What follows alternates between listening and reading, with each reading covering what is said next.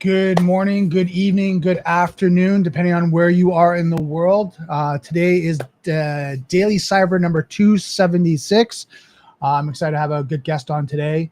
Michael and I have kind of been bouncing schedules around, but we were able to get on today to be able to talk about some cybersecurity issues that I think are really dear to both of our hearts. So I'm really excited about today. Just to give you a little background on Michael. Michael's a global cybersecurity executive who's spent over 2 decades leading cybersecurity programs across North America, Europe, and beyond. His career has taken him from military services to the boardroom of Fortune 500 companies, raising security maturity, integrating global GRC platforms, and building high retention and high performance teams. His passion about aligning security with business strategies so it becomes a growth driver, not a cost center.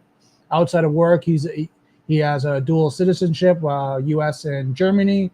Strongman training, which we kind of talked about before the stream, and someone who thrives on exploring new cultures and perspectives. Above all, he believes great security starts with great communication, and the best strategy are built with people, not just technology. So, as you guys know, people, process, technology. It's one of those areas that you're going to hear constantly when it comes to cybersecurity. So it's going to be really excited to get in the conversation with Michael. So grab a coffee, grab a tea, and let's hack at it.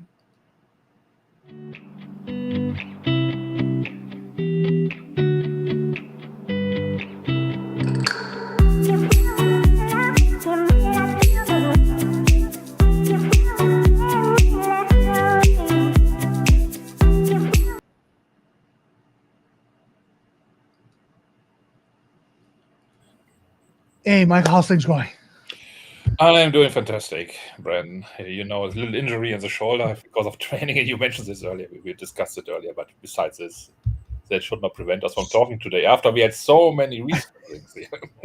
So the funny thing is that people don't know. I was just briefly talking to Michael ahead of time, and Michael's a heavyweight lifter. Did a little bit of an injury, so if you don't see him moving too much, favoring one shoulder, that's what it is. He's got a little bit of an injury, but he's working through it. So thank you so much for coming to the stream today. Yeah, thank you for having me on the stream. So again, it was when I saw your email coming on the topic, I said, yeah, no way, I have to do this. And when you just introduced me, I said, this is really what I have done all over the years and discuss about. It's kind of impressive. Who is this guy who you're talking with? I want to watch this, right? That's awesome. So how are things going? Like, what are you seeing currently in the industry? How are things going with yourself? Yeah, and you see it probably. I post a lot at the moment on LinkedIn, different topics, topics which really, really concern me in our industry. It looks like the cyber industry itself has become a playground for many, many different kinds of people, imposters, posers, but also very serious people who know their stuff, just don't have a certificate. The job market is crazy. Let's say the hackers, I would still have to call it cracker, or Gen X guy, basically. Hacker for me is not a negative word at all. No. Quite the opposite. Nevertheless, the hackers and crackers out there, they just getting better and better, well educated, well organized. It's a crazy world at the moment, and I'm not sure if we have even lost the race. At least we are very, very far behind with everything. That's what I see. Well, I think the challenge too is, like you're saying, it's like I was talking to a colleague this morning, and security professionals generally have one arm tied behind their back versus the threat actors, right? Because what happens, we have to deal with compliance, regulatory, budgets, approval processes, board of directors, all these things where threat actors don't have to do that. If they want to implement something or want to try something out, they can do it. Right? They can just put it in real time, where we have to go, hold on a second. We have to do some testing. We have to make sure we did it right. We have to go through a sales process and make sure we get the right product and service in. We have to do a proof of concept. We go through all that, where threat actor is, I'm going to try this tool and I'm going to run with it. Yeah, this is exactly. I always compare it with a border, basically. So you have to protect a border which is 1,000 miles long. Right. Every little inch of it. But the little mouse in between, she just has to dig a small hole under the border. It doesn't matter how long it takes. It's just the same place. Sometimes she's through, and then she can cause a lot of damage on the other side. by bringing in more friends, by bringing in more tools, and you can compare it with cybersecurity. The threat actors out there, you see them, they are known, they're very well known, they're very well organized. You can look them up in the internet, they have own websites, web pages, sometimes they hire in the public, basically, in countries where they cannot be attacked, or let's say really, which are not regulated for cybersecurity. They have organizational structures behind it. They have a corporate structure in the meantime behind it that they don't hide anymore. They offer ransomware as a service, hacking as a service. And you mentioned it very well. They don't have to care about structures behind it. They just do it. They test it. They have. I sometimes feel that they live the times which we did in the early internet, basically. Let's say I'm Gen X. When I heard about the internet, tooling, programming, the first thing I did, and you probably as well, many do is the same, set up a home network, testing out how it works, how this tool works, this program works, find the flaws, integrating, making error, making mistakes. We can't do this anymore in our profession as a CISO. And you mentioned this very, very clearly. You are completely handcuffed by budgets. That's one of the biggest topics. You're handcuffed by unsupportive boards sometimes. And don't get me wrong, there are a lot of boards who have already realized they have to do a lot more. And there are a lot of people who get the budgets to do some crazy stuff. But in many of our, and I'm not talking about the top 500 companies, the really huge enterprise. I talk about the small, medium businesses. Mm-hmm. They cannot afford a full-fledged cybersecurity team out there. They cannot afford these prices of the tools, sometimes the enterprise prices, which are requested from this. And I was talking today with a guy, basically, he was pitching to me a tool. I don't even know why. It was clear from the beginning, I'm not buying this tool at all. I have no use for it. But out of pure curiosity, it was a tool to do some penetration testing on a different way with AI. I said, okay, how much does it cost? I didn't expect much on this topic. You said 150,000 per user license. Right. And you were selling this? I was asking him blind. He said, yeah, big companies coming to me and buy this. Wow. And I thought by myself, why? I don't get it. And then the second topic, obviously, you mentioned this compliance, regulations, global regulations. There is no standard out there. This is Europe pushes out an AI regulation right now, which is live, more or less. Here in the US, yes, we have some basic regulations. We have some guidelines out there. The government is talking now about the CMMC, which is mandatory. The first AI rules are coming out. The Trump organization released the AI rules, guidelines, but not really a law behind it, how to do it and everything else. It's more their white paper, how they want to do this. You can play this with each other. So you don't. If you live in a global organization, you have no chance at all. Right. You must build up 3, 4, 5 organizations sometimes. The compliance frameworks depend where you live. Demand a local CISO in every organization, sometimes even in every country, sometimes even in the different industries. I'm coming out of an industry which it's a manufacturing environment, which has a sales environment, which also had financial services behind it. Right. In Germany, these financial services organizations, for example, they needed their own CISO. Right. They needed a global CISO. They needed a manufacturing CISO. They needed a product CISO organization behind it. How do you do this? How do you implement this with anything? This is just crazy sometimes. Right. No? And I'm not saying this is wrong. It's just we need better tools. We need better processes. We need better enablement with this. Now we need probably even better business engagement sometimes. Right. This is coming back to your introduction. Communication, people, this is still key. Talk to the business that they have a better understanding why we are doing this, how we are doing this, engage them, bring them together. This is truly what I personally believe is the way to success. Right. Now, in saying that, I mean, you brought up a good question and comment is that, you look at organizations need to hire depending on their business model, their compliance and regulatory, the countries, they multiple CISOs. How does that, in your opinion, how is the job market right now? The job market is a complete different story. And you hear it every year the same. We have 4 million jobs open worldwide. Right. Then I'm surprised when we have 4 million jobs open worldwide. Just go on LinkedIn. Just look up some cybersecurity job. Every job has 100 plus applicants. I was talking to a friend. He posted a job and he said he got 5,000 applicants for a position. Right. Something is not adding up. Something is not really matching up. Either way, we have a problem on the recruiting side with the people, or we have a job problem out there with this. Right. Something in between is wrong, and this has shifted. And I'm not even talking about the fake jobs out there at the moment. Now, we have a lot of fake jobs, fake job postings, and you probably see this a lot, especially when you go on LinkedIn. People getting scammed out of money, people getting scammed for their resume review and everything else. It's bad. That's Right. why you're really playing with the hard times people have, which got laid off. But a lot of things are now also imposters, which I call them basically. They're applying for jobs, cybersecurity jobs out there, just to have a job in this market. You basically can get right now on the market a certificate. You go out and you buy it.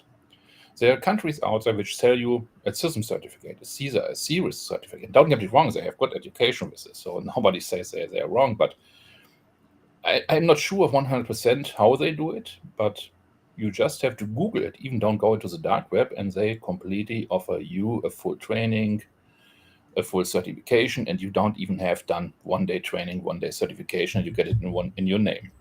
And Right. this is something which has to change in our market. We need to find a way to do a better recruiting, to basically do better education with this. And again, coming back to your question, I don't know what it is, what the difference really is between the job market, these thousands of people who are applying for a job, what the expectation is behind. The last year, cybersecurity was hyped so much, and I'm guessing it's coming from this a little bit, because everybody thinks he can come in and make a big buck just to have a certificate out there. And Right. we are still not training the people on the right way.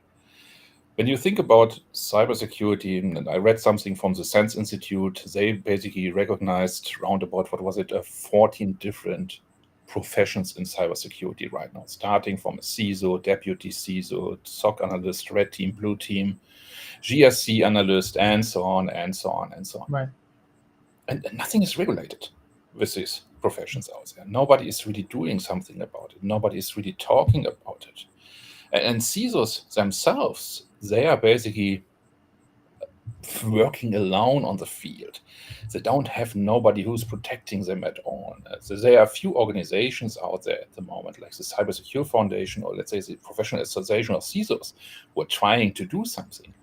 But it's a long way to go, and it's a long way to do something, and they need support. They need the people to help them, especially the CISOs, to get a standardization in the job market. And with this, probably we have a good chance, really, to the mismatch between jobs, people out there, to align this a little bit better on a global scale.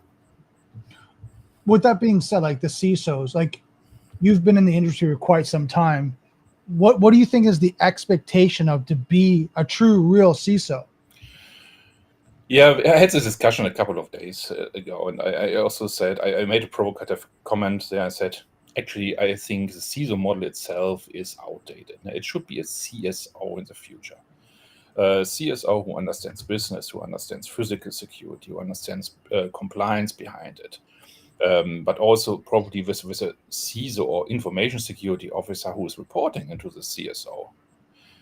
I get the argumentation that many people say, yeah, but the CSO has to be technical. He needs to work with infrastructure people. He needs to understand programming, rules, basics. You cannot expect an accountant who learns this from the ticket to understand suddenly how programming works, how network works. He's probably put in a CISO role, just to give one example.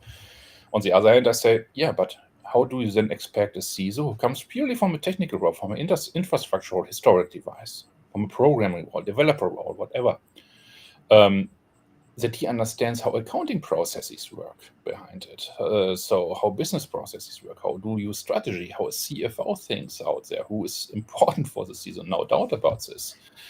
How do you align process? How do you talk to the boards? That's why I think the CISO role has to evolve now. It has to evolve to a better understanding, to go away from the smell. It's still IT. Everybody thinks a CISO, Chief Information Security Officer, is still IT. This is long gone from my point of view. And this is coming back to the first question, basically. Also a problem which I see a lot in job descriptions out there. People demanding a CISO, but they really want a system analyst. As they want somebody, a hands-on guy who can work on the network, everything else. Yeah, but that's just part of the job. The CISO is a leader. He needs to lead people. He needs to do strategy. He needs to talk to the business people. He needs also to have the authority, and this is the third area, which needs to evolve. He needs to have the authority to make decisions without the board. Just to give you an example, you're in a huge organization. Middle of the day, suddenly your main sales application gets attacked. You see it. Somebody is in the environment. However, it got in there with this topic. So what are you doing as a CISO? Do you have the authority to shut it down right now in the middle of the day while hundreds of sales probably waiting for this tool, working with this tool or not? Right. Or do you have to call the board, everybody else who has his own opinion behind it, make a huge, hour-long discussion and so on and so on? And then the practitioners then know it's a matter of minutes sometimes to get these people out and to shut it down, to make a decision. You cannot wait until somebody responds and say, yeah, probably let me talk to the CEO first. And the CEO say, oh, what does the CIO say? Oh, let's talk to the CTO. Have you talked to the CFO? They had sales calls. You know how it goes. Before a decision is made, probably 3 days. Now, the CISO needs the backup of the board, of the people, of the whole organization to make this call with all the consequences behind it. Right. And they don't have it. Most of the time, they don't have it. There are organizations out there who have it. I saw in the past a CISO who was in the lucky position. He has a CIO next sitting to them. Exactly this situation occurred 2 or 3 years ago. And the CIO, he didn't care. He made the call. I loved him for this. I really loved him for this. And he said, we shut it down during the day, right now. And it was a right call at the end. Right. Everybody recognized it. He had to deal with the fallout, and he said he really backed up the CISO and said, no, I deal with the fallout. I go there and I take the calls right now for you. You ensure that this person, this hacker, is getting out of the network. Right. And this is how you should work together in the future. In this case, it was the CIO, but it could have also been the CFO who was sitting there next to him. It could have been the CEO sitting next to him. And if the CISO has this backup, we are moving a step forward, a very, very good step forward. Well, I think to your point, you have to look at containment, right? The longer that threat actors in the environment, the more they can do reconnaissance, move laterally, move from that. So if you can contain their access point and stop it, I mean, you're looking at a difference between a network intrusion to a ransomware event, right?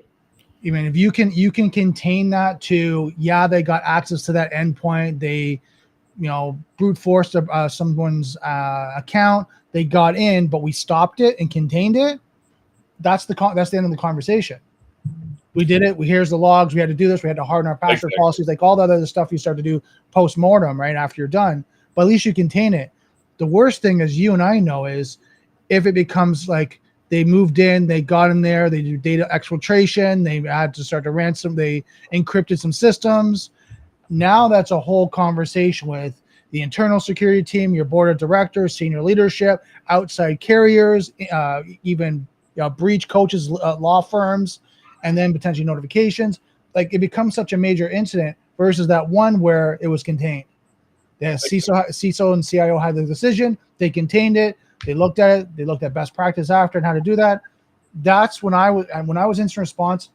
The companies that I saw that had an incident had better processes in that realm than the ones that had an incident where they started to do this. Well, that wasn't my responsibility. We had to do that. We had to set up a war room, but we couldn't get someone for 24 hours, and so we had to wait.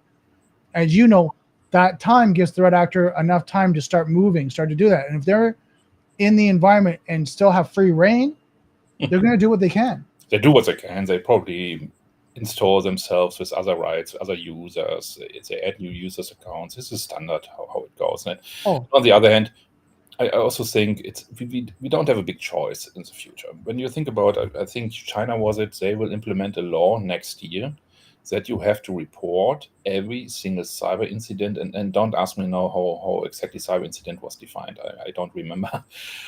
Within 1 hour. Right.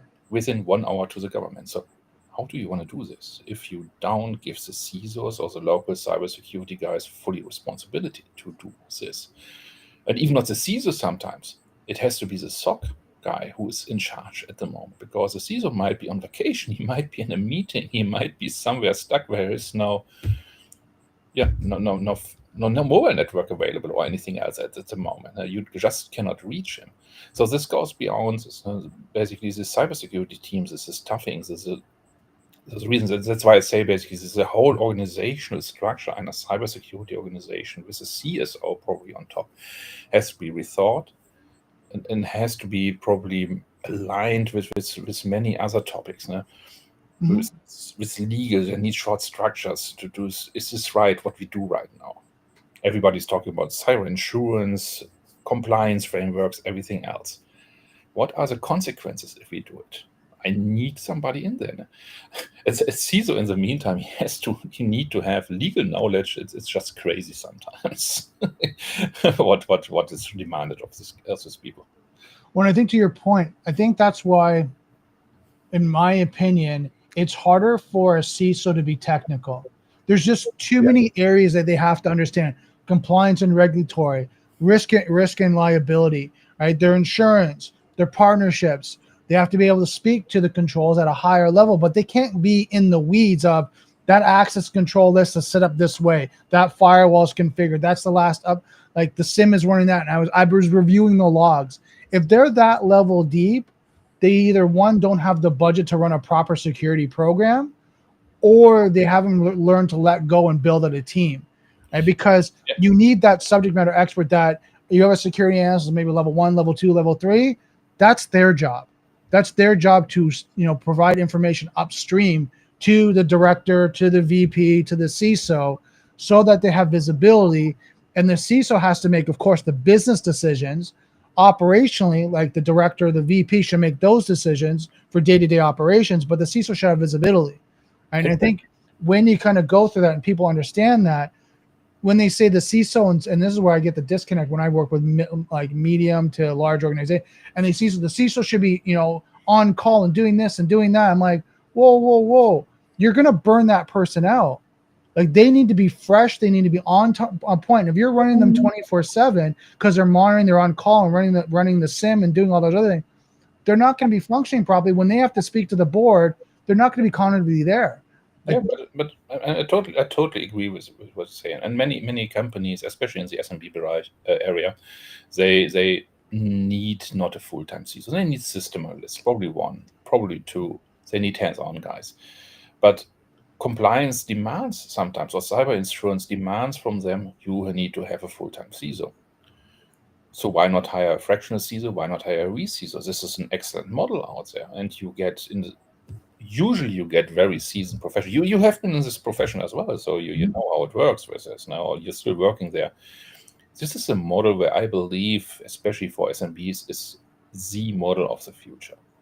Just don't make it money grave for the MSPs who use this vCISO model at the moment just to place people out there.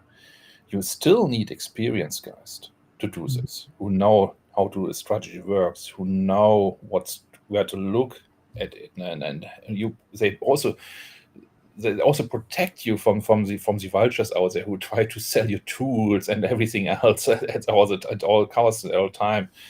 This is another area, and we come to this later, obviously, but this is also the CISO role to bring the right tool landscape, which you need with a strategy, and not what you want. That's the most important topic.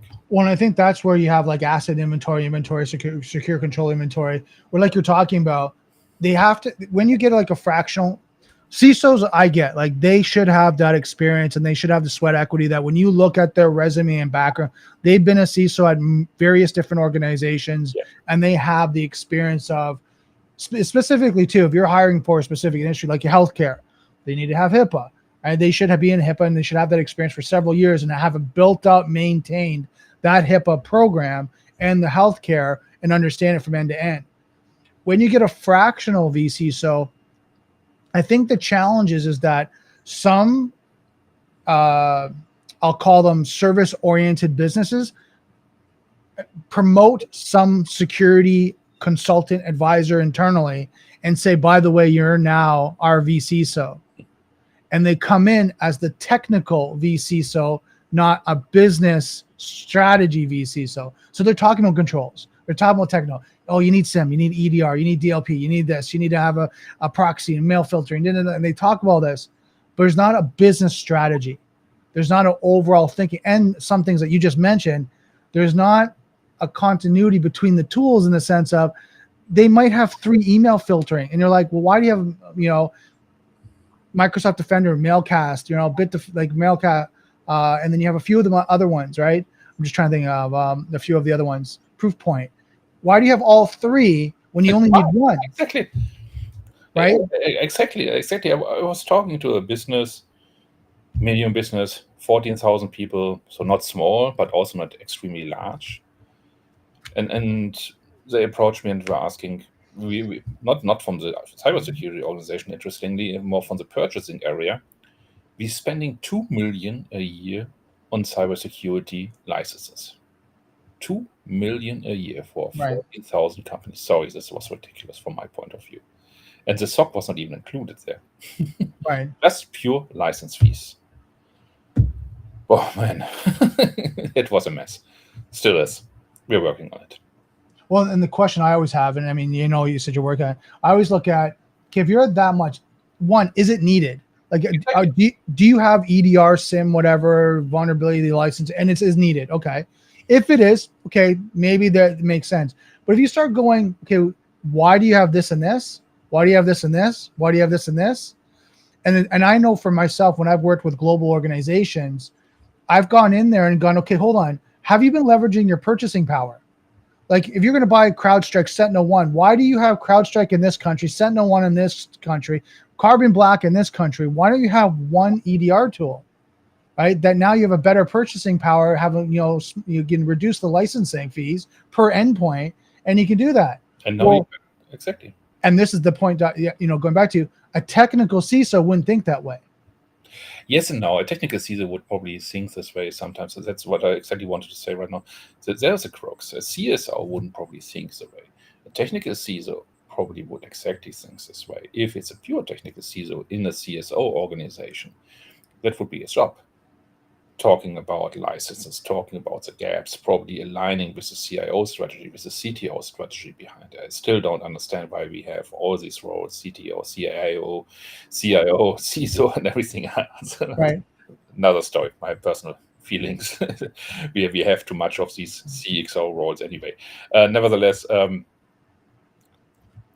technical CISO can close the gaps, and many organizations, and it's a philosophical discussion.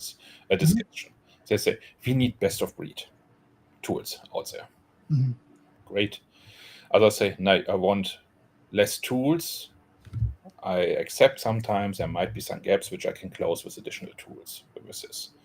Also nice with this topic, but you need one strategy. That's the most important topic, and everybody needs to be part of this.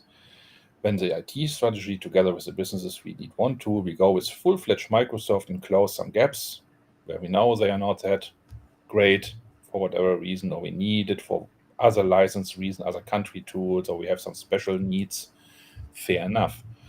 But when you go with best of breed, you must be aware. You need to know exactly what your environment is.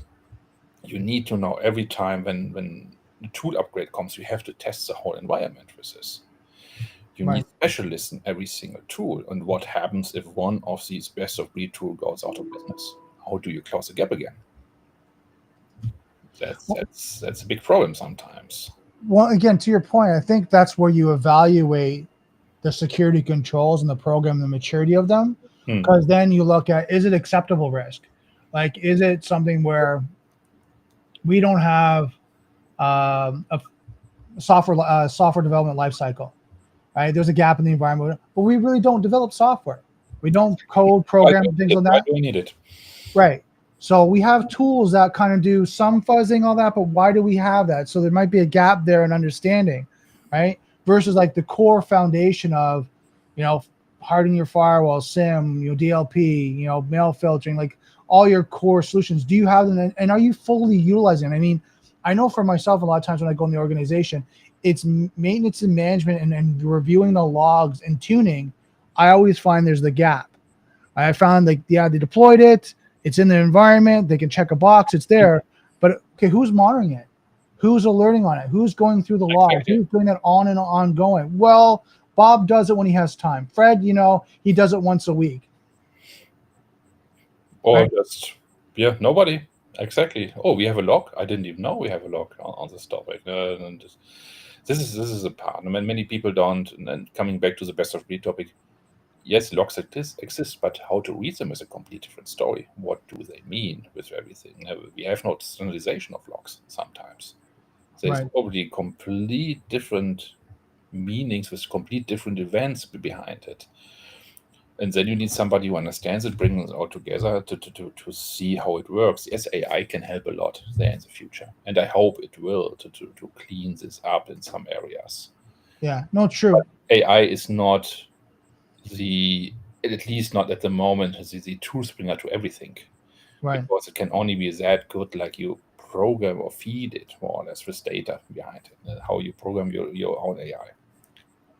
Yeah. If you do it right from the beginning, you have a complete different problem because you think you have a sense of security which is probably completely wrong. Right. Because the data is completely misinterpreted. And then coming back to the AI, this is also a problem that I see in the industry. Many people just trust it blindly. It's a monster. Yeah, that's fine. I have my AI. It's doing everything. That's right. It say everything is green. Right. And yeah, are you sure about this? How can you prove it? How can you do it? And AI governance is one of the most underrated topics from my point of view at the moment on the market. How do you really prove that everything is true? You give AI access to everything. Some companies do. Right. Why? Why don't you treat it like a normal employee behind it? Zero trust implementation for AI is the same like Right. everything else. You're coming to the next topic, inflation of AI tools. And it's crazy what's everything is going on the market. Yes, it's a hot topic and I love it. I use AI myself with this. And I play around, I program, and I try and do and everything what is possible. But I also think all the time by myself, what is going on in the background? And we all know putting data in ChatGPT goes to the servers. Where are the servers? Now coming back to the regulations. As a Right. CISO, my neck hair would stand up with this. I have a company in Germany putting the data into ChatGPT, goes to the server to the US. Hey, I already violated the law without even this whole topic. And what is happening to the PII data stored on other servers? Oh my God, you already violated the law again. Without even knowing sometimes, because everybody can somehow deploy it because business wants it. So Right. make it happen. Well, and I mean, one of the topics you wanted to cover, which I totally agree, was the infiltration of AI tools. So, what's your viewpoint on that? Like, when you're talking infiltration, what are you seeing? Again, I'm a fan of AI. Don't get me wrong, but what is currently coming on the market on the sheer amount of tools is just crazy. I think the last number for the first 2 quarters of venture capital just for AI tools are 9.5 billion just in venture capital. Right. With the global spending with round about, what was this, 300 billion on cybersecurity globally.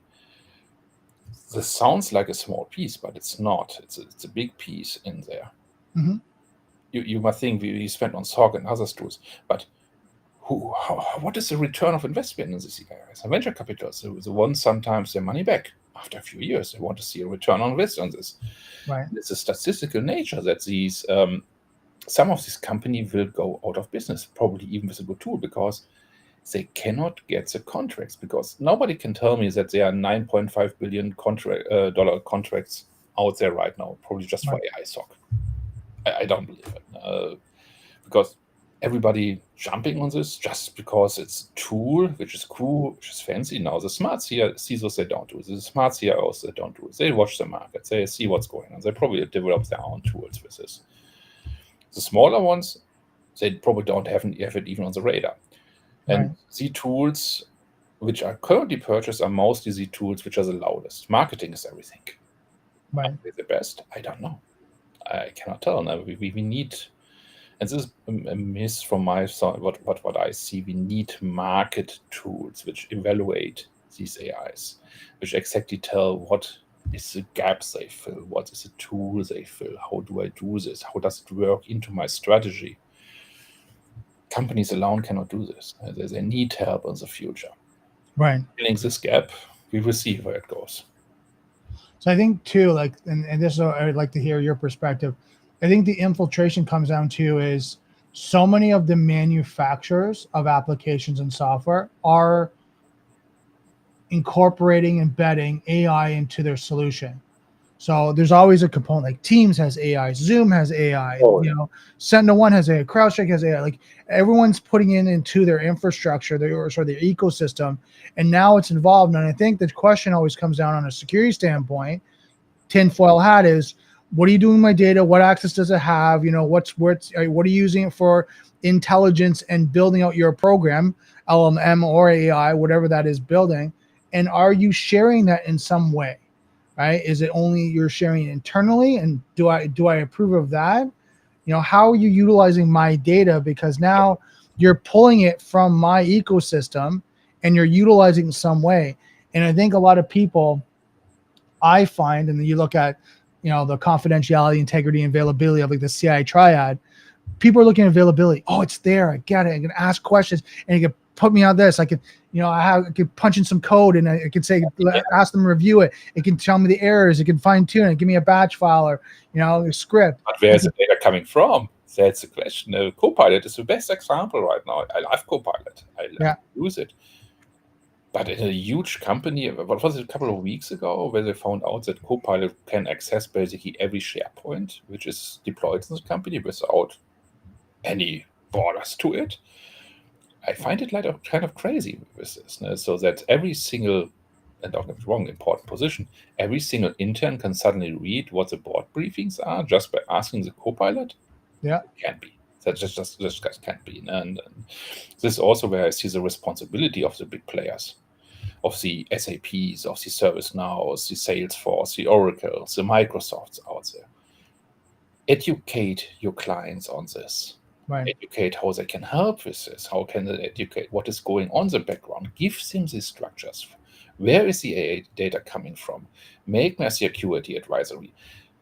They are doing this, but sometimes just not enough from my point of view. And just don't do it for every single enterprise. Don't leave the small companies out there which just purchase an E5 license from you, just to give Microsoft. Give them also support. Tell them what to do, how to do it, where the data is coming from, what kind of access rights are needed, how to structure everything. Microsoft is great. I love it, basically. But try to find a solution to a problem. Oh, man. Crawling through 100,000 of pages or ask Copilot sometimes. Yeah, it's also nice. I also found out, depending on sometimes on the time where you ask a Copilot, you get a different answer, which is interesting. True, very true. And I think that's the challenge, I think, with when you look at, Gemini, Copilot, ChatGPT, I mean, the list goes on. Like you said, there's thousands of AI applications. I think the concern I have, putting my security hat is I'm more cautious and reserved about saying, and this is you know as well as I do, a lot of times where security guys get the bad name. No, Brandon's going to say no. Like, I don't want to ask him because he's going to say no. Well, I think that's the challenge, is because we don't know. So I'd rather lean on the more secure practices versus test and figure it out. Let's see what's going to happen. Let's see, like maybe someone won't put the financial, all the accounts payable, accounts receivable in ChatGPT to see if it can give them a summary of it.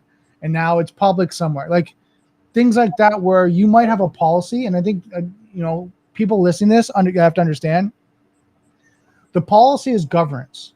It doesn't actually technically protect from the actual incident. It's just the governance of what you should or should not do, right? The actual controls in place are what actually stops you from doing it, right? And this is where a lot of times you have, mail filtering and things like that. You have DLP. You can't transfer files out. Those are the controls that stop the activity. But I can have a DLP policy saying, well, you can't download to Dropbox. But if I don't have a control in place, I could just say, oops, sorry, I didn't know. Important point. A policy does not stop something. Just the control behind it and how to implement it and how secure it is implemented and how it works.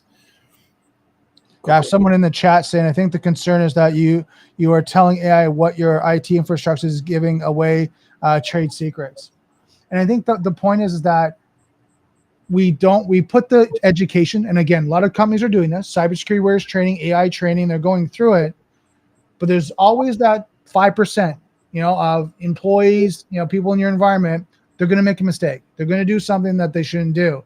But now that 5%, just like we know with attacks, someone clicks on one link, you're completely open. You could have 14,000 employees, but that one incident, that one person downloads or uploads any information to, a public forum, now you're in potential legalities, you're bringing issues or exposure, confidentiality, all these different issues. But it took only one person. It happened already in the past. So you could, with specific configuration, everybody was able to ask ChatGPT about specific companies, about the internals, and ChatGPT just said, "Yeah, here it is." Or what was it? Gemini, was it a couple of weeks ago, where I basically saw a post. I don't know, it was kind of developer forum where Gemini suddenly answered with some GitHub sources, which they just pulled out of GitHub from some random people out there, which never gave access to do so. Right. With this, they stopped this, and it's a flaw. But I'm just waiting for the day for basically you read something like, "Hey, ChatGPT suddenly posted everything for Microsoft internally out there just by asking," with a flaw. But we're laughing about this, but this is a very real scenario. Just think about this: how many agents currently getting deployed? And I think the challenge too is that we know is the data model where they're getting it a lot of times is from the internet. So they're scraping data after data after data. So, and it's the cyclical cycle. We're putting data in one area, it's scraping from the other. So it has this repository of data that now it's sharing to users that are prompting and asking questions. Just think forward, 2 years forward from now, we have ChatGPT, don't know, 7, 8 probably out there. But there might be some old models, 3, 4, 5, still running, vulnerabilities which have not been discovered yet. With everything, who is controlling them if you don't really do it from the beginning, the right governance, putting the right controls in place? Probably we need tools in the future to really see where the data flows in the network all the time and say, if the data flows from A to B, stop it, not allowed. Pretty simple. Complete new generation of firewalls who doing nothing else than controlling data flows behind it. Yeah, someone saying in the group, AI is a garbage in, garbage out mentality. It runs off the data you give or train it on. You give AI personal or private data, it has the data and will use it. But I also think is like, I know I've done some prompts just to see if it would scrape current events, right? Like when Charlie Kirk, got assassinated, I just asked like time, date, location, all that, just to see what I could pull from that. And it's pulling from sources. So it's going out to the internet. So I get what they're saying, but I also think is that it's not just one source of data. It's just not user data.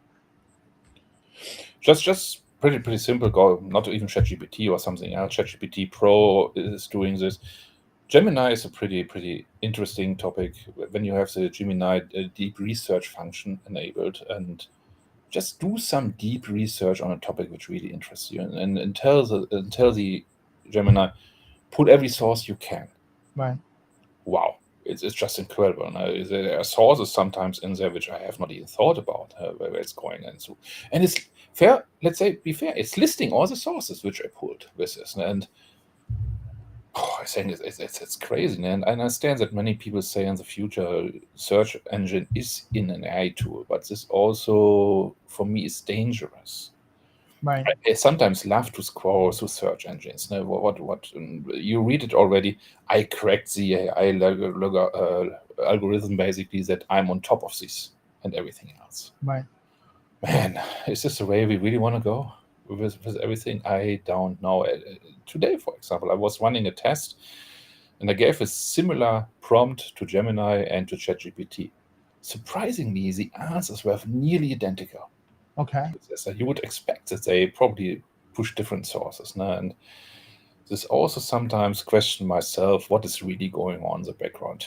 Right. You and I, we will never find out as a normal person. Right. Oh, of course not. Right. And I mean, one of the scary things that I always think is, are they just working together? Is the code and application, the companies and organizations, they're really in the back end, just really collaborating, Yeah. with each other. And they're pulling, again, like I talked about, from the same sources. They're pulling the repository from users. They have the repository from the internet. They're pulling them together. And then all of a sudden, like you said, Copilot, Gemini, ChatGPT, I'm just using those three as an example. Yeah. If you did the queue, you prompt in each of them, now you're getting the same information. You're wondering if it's just coming from the same repository and sources. Now you have exactly described one of the new attack vectors, dangerous attack vectors. And this is nothing which is basically really harm your environment itself. No, it harms the data of the environment.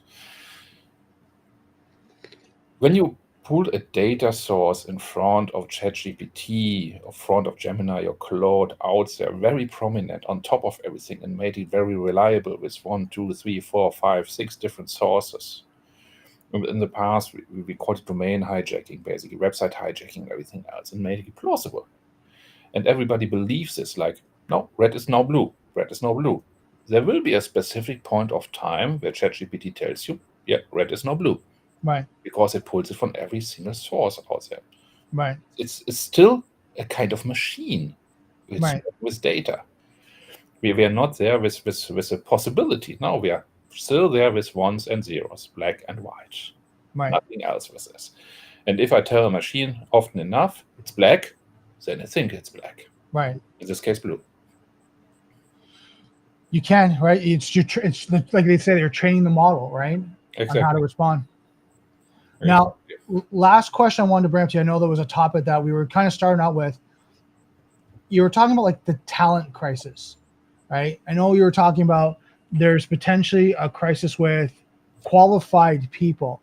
Is that what you're seeing? That we don't have the right experience, especially now I'll narrow it down to cybersecurity, because I mean we can talk about any industry that in that sense, but like specifically about cybersecurity. I wouldn't say not qualified, but you mentioned it with the right word, experienced people. Colleges catching up now with cybersecurity educations, with cybersecurity degrees. But people coming from college, having a degree and probably one certificate, they don't have any experience. Right. We talked about this beginning, the lack of leadership. How should they turn this if they don't have any mentoring, they haven't led any teams? The lack of really experience, how to run a SOC on a global company, how to implement a SOC properly with this, how to run a red team, how to run a blue team, what to do with GSC, how to run processes behind it. But they believe it sometimes, and that's crazy. Right. I have a bachelor's degree. I have a bachelor's degree, even a master's in cybersecurity. I made my CISSP, I made my CISM, I made my CISO, my C-risk. I can be a CISO right now. No, you can't. Right. With all the respect, you can't. Go back to the bench. This is how I think, basically. Grab a mentor, learn, listen, go in a deputy role, go in a GSC lead role, go in a SOC lead role. Learn how everything's to work together, make a huge IAM implementation, probably go into infrastructure first. Or go a completely different role, go into a BISO role, business information security officer role, learn how to speak the business. Right. With this. Now go into a full governance role with this. But don't tell anybody you are a CISO or a CSO right now coming out of college. And this is a crisis what we see. And we need to stop telling everybody cybersecurity, you can learn this in 6-8 months. You make a degree, you make a cyber certificate out there, and you are done with this. This has to stop. This is dangerous. This is dangerous for our business. This is dangerous for our people. And you see it everywhere popping up at the moment. You see it on TikTok, Instagram, YouTube, in LinkedIn, very much out there. I train you 6 months in security operations, in penetration testing. And you train somebody to use a tool for penetration testing, but not how to do it, how to listen to it. Right. Basically, learn how an application speaks. I truly believe to be a very, let's say, effective penetration tester, you need to understand basics of development, at least basics with this. You need to understand process flows. You need to understand automation workflows, all this stuff, basically. You need to understand the principles of a good software development lifecycle, testing, and so on, and so on. Right. This is nothing you learn in college. This is something which you just learn in practice. No? For me, also a very big topic which is missing is mentoring. Right. Many of the senior leaders, they don't mentor. Some do. Don't get me wrong. There are great mentors out there, but some, why should I do this? Are they afraid to lose their job? I just don't understand. I just don't understand. Mentoring is, for me, the most important part what we can do and give to our younger generation of leaders. Well, I think that's important too, because they can give you guidance on what is really the true day-to-day operations and things that they need to be aware of. Because I find with school, theoretically, the principles are there, but the change in technology and process and what's happening is so quick and dynamic. By the time they do the courseware for the first year or second year, third year, fourth year, it's changing, because you're not going to use that tool anymore. You're not going to use it that way.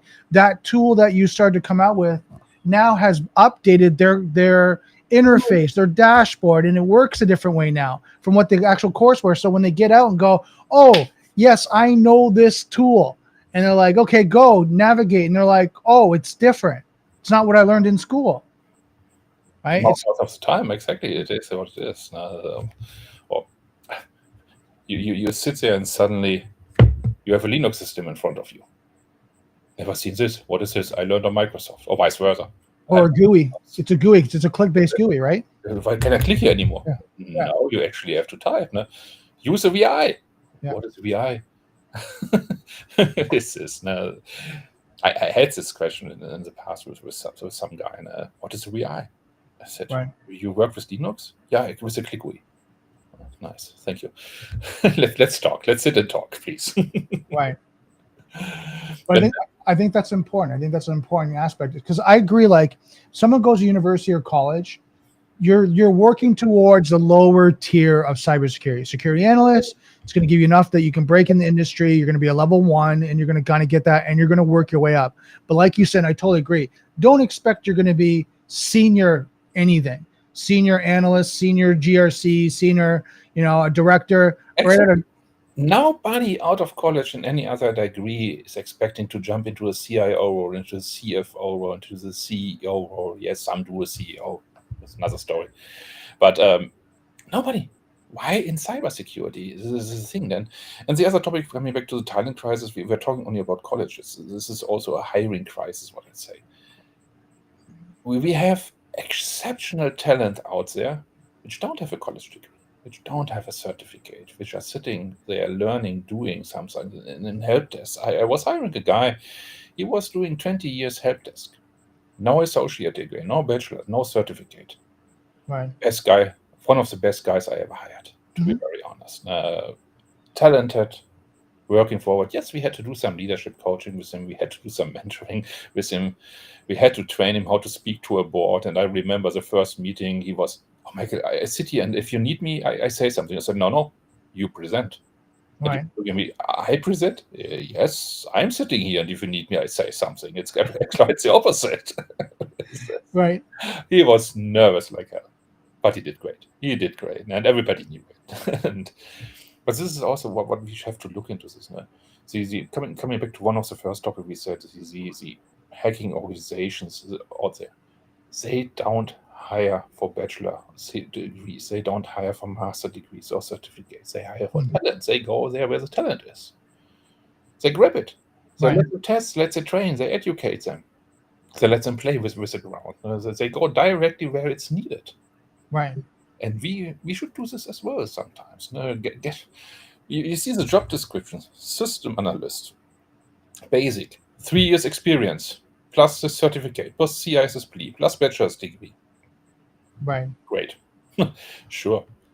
Good luck But, with that. but that's an HR person that's did some sort of keyword search for that and then came up that job description, right? I've seen ones where it's like they're looking for a level 1 security analyst to work in the SOC, but they have to have 15 years experience. You're like, Yeah, like the AI analyst, you need to have 5-year experience in AI. I had ChatGPT also. I read this as well. I was smiling. and then like you said, CISM, CISSP, all these certifications. I'm like, what are you looking for like $40,000 a year? You're not going to get that. Like someone with that qualifications, not going to even look at that job. No, exactly. And usually these guys are already experienced. They are not fresh. They are not coming directly from college or something else. Yeah.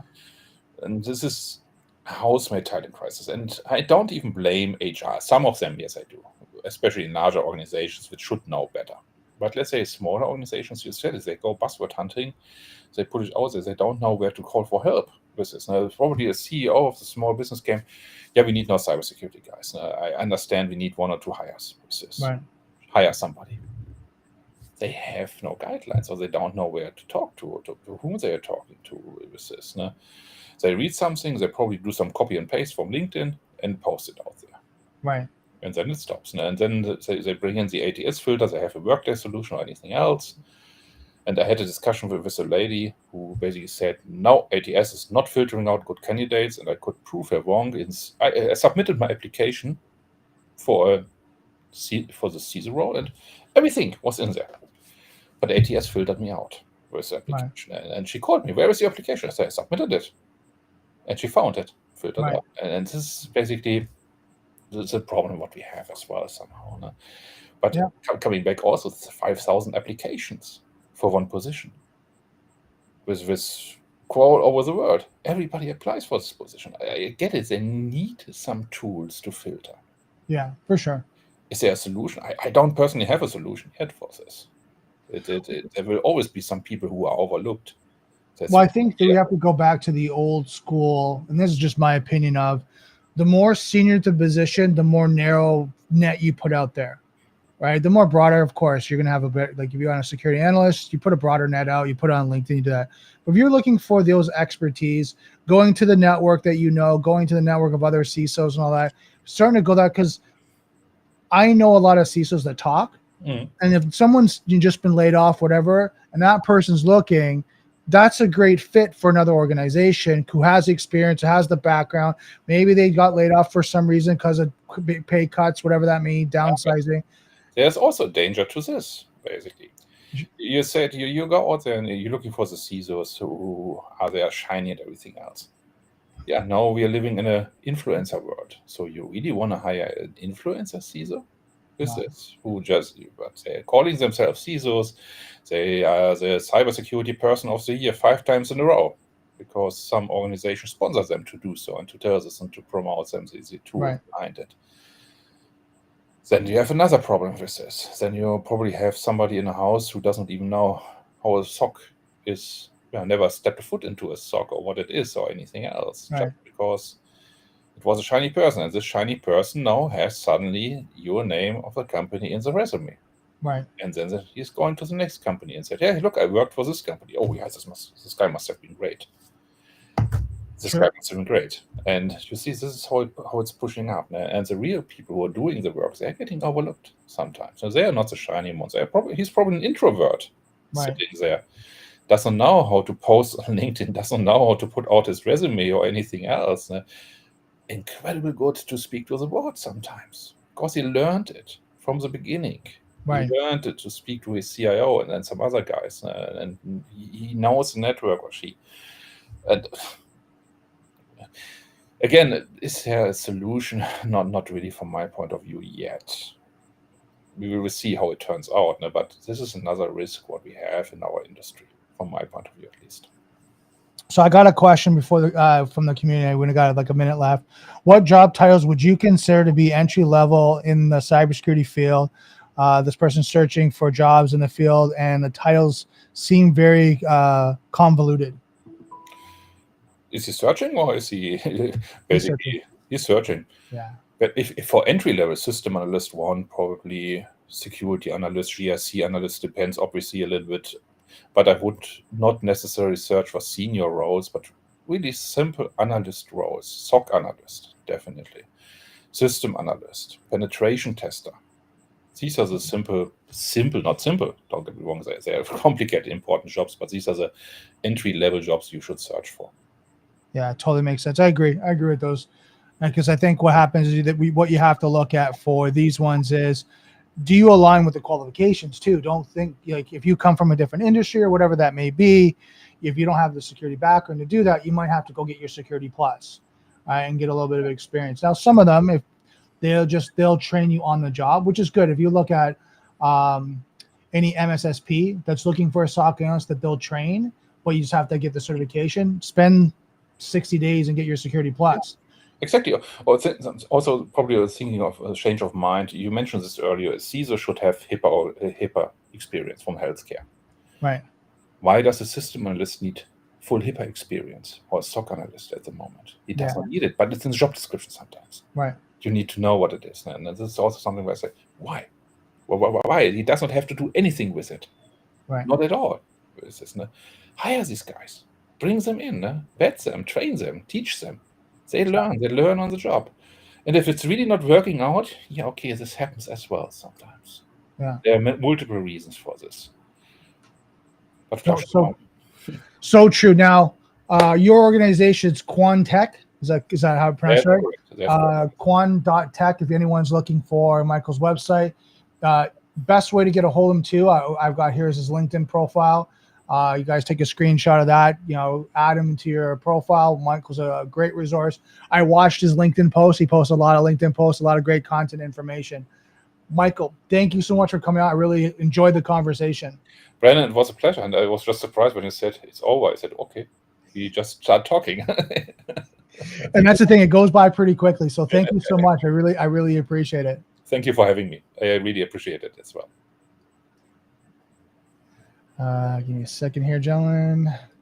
So that's today's Daily Cyber. And what you're going to see as we go through, you're going to learn a lot from some great people in the industry, in different organizations, that, what you really need to know about cybersecurity, what you really need to know about being a CISO, the industry. We talked about AI technology and how you really have to think about how you're looking at implementing in your environment.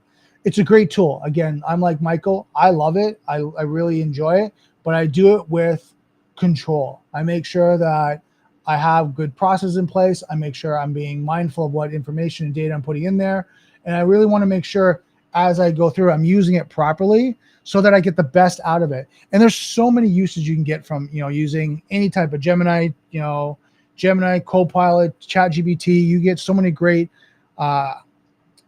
outputs and successes from it. You just got to learn how to use it properly. So that's it for today's Daily Cyber. Don't forget to subscribe. And just remember, software's hackable, being connected is vulnerable. I'll see you next Daily Cyber.